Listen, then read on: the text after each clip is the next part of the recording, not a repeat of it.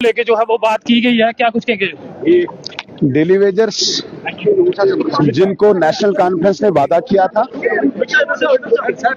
जी Sunil sir क्या कहेंगे आज जो बजट पर जो अपना वक्तव्य दिया क्या लोगों को मैंने जो ऑनरेबल सीएम साहब की स्पीच सुनी, मुझे ऐसा लगा कि उनको बोलने को कुछ है ही नहीं।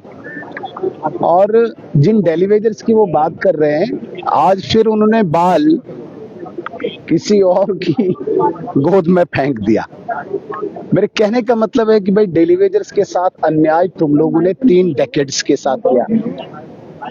थोड़ा सा एलजी साहब की एडमिनिस्ट्रेशन का दौर आया तो इनको रेगुलेट किया, पर डे 300 रुपया इनको दिया और आज 9,000 9,500 डेली वेजर्स को मिल रहा है।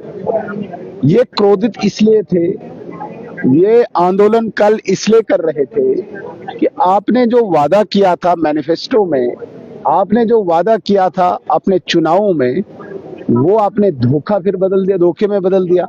कोई प्रावधान नहीं रखा, इसलिए ये आंदोलन था। तो कोई जवाब ही नहीं दे पाए सीएम साहब। आपने देखा होगा टोटली कंफ्यूज्ड पर्सन की तरह वो जवाब दे रहे थे।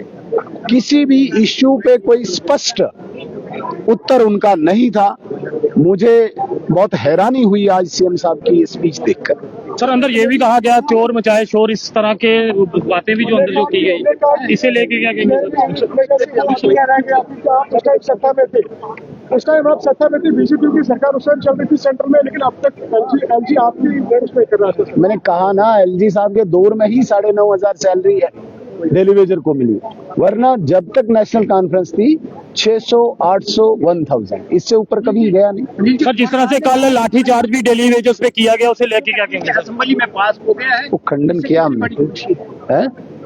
उमर साहब ने कहा कि 6 महीने मुझे बजट अभी पास नहीं हुआ, बजट ग्रांट्स चल रही हैं, अभी लंबा चलेगा बजट सेशन, अभी पास नहीं हुआ है। हर ग्रांट पे वोट देख सकते हैं कि डेली वेजर का मुद्दा जो है वो उठाया गया है, विपक्ष जो है आज गई है। और सीएम उमर अब्दुल्ला की बात करें तो उनकी द्वारा भी कमेटी का गठन जो है वो किया गया है, जिसमें डेली वेजर्स को लेके जो है अब बात जो है वो की जाएगी। आपसे भी जानेंगे, डेली वेजर्स को लेके अब बात की गई है, क्या लगता है कुछ होगा डेली वेजर्स का?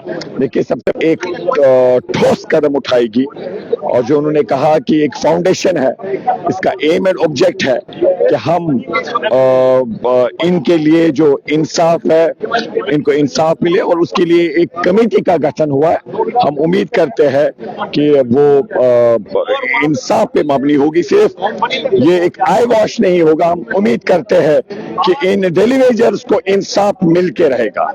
देख सकते हैं डेली वेजर्स का मुद्दा जो है वो काफी लंबा चल रहा है, जिसे हल होना बेहद जरूरी है। कई डेली वेजर्स अपनी जान गंवा चुके हैं, कई डेली वेजर्स के परिवार, उनके बच्चे जो हैं वो उच्च शिक्षा जो है वो प्राप्त नहीं कर पाए हैं। मगर वही मुद्दा जो है आज गरमाया है, क्योंकि कल डेली वेजर्स पे जो है वो लाठीचार्ज किया गया है।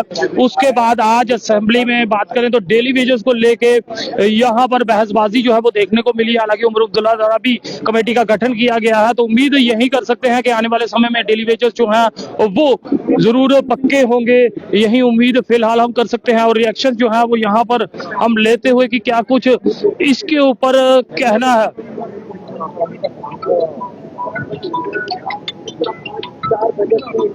लेकिन कोई और उसके बाद हमारे पास